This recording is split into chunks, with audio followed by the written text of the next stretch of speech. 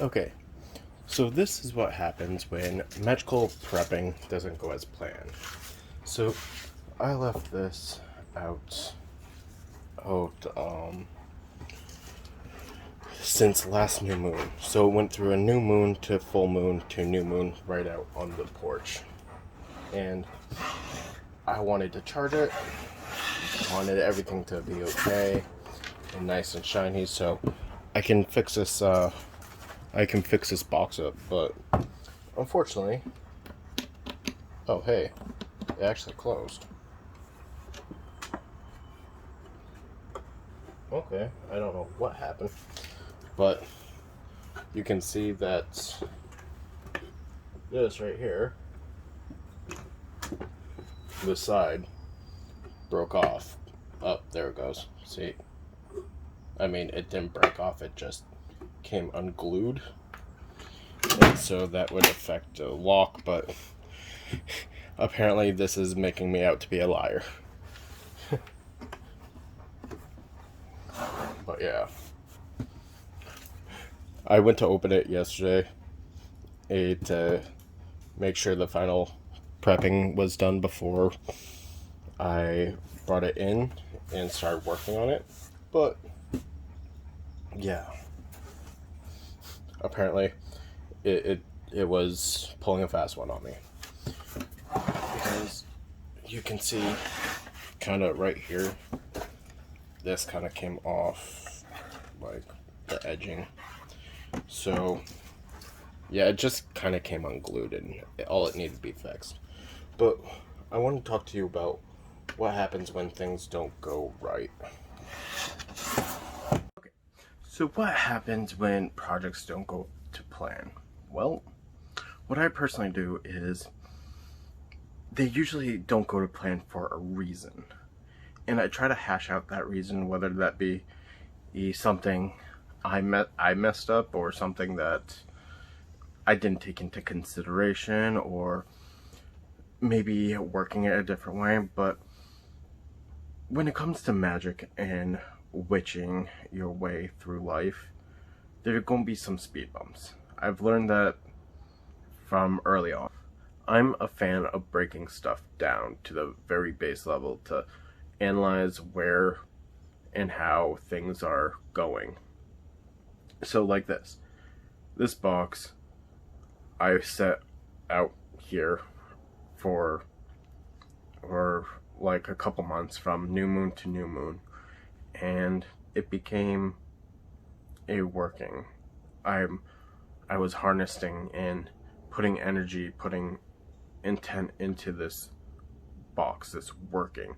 And then when I go open it, something cracks, something shifts, which that is okay. Because you want to look at the little details. Why did this happen? Was it like the environmental controls? Was it the spiritual controls? Was it like what aspect is affecting it? Now with me is the box broke because changing temperature, changing heat, changing like atmosphere. So I can see that, but was there an energy shift as well?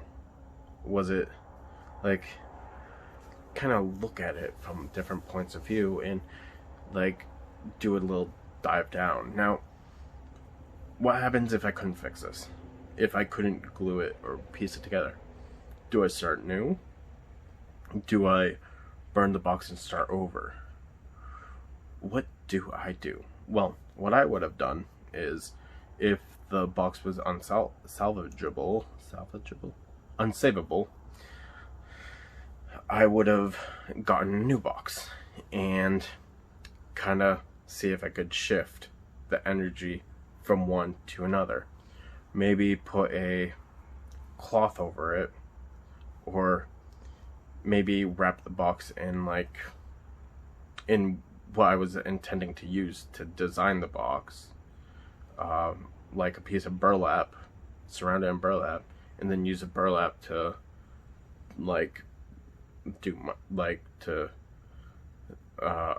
I was going to line it with burlap and stuff and make it all cool, but I mean, those are some things you gotta look at. If something goes awry, what do you do? How do you handle it? How do you break it down? And how do you analyze it? If you're putting your intent and work into it, what are you going to do to change it, change that outcome? So with money magic or job, finding a job, to health and well-being, to maybe losing those 5 extra pounds that COVID, actually COVID gave me more than that. But what are you going to do? Yeah, you can light a candle and do a ritual and hopefully the pattern, something magically shifts. But really, the magic is in the process on how you do it. From writing your resume, to eating healthy, to maybe not sitting on the couch and get some exercise in my case. You gotta figure out where and how to change it, because magic is just one part. You gotta keep going and figuring out and like creating a puzzle. I think with witching every day and putting magic into every little part of your practice, you need to have the practicality, the practical side of it, so to kind of match. Because if you do absolutely nothing and you light a candle expecting an outcome, it ain't gonna work. You gotta change and you gotta manipulate, and hopefully you'll get the outcome you want. Thank you so much for watching. If you like this video, please consider liking, subscribing, and hitting that little notifications bell down below. And thank you so much for watching this video with me. It means a lot. Thank you for coming along my journey with me. This is my way, Nathan's way. Bye.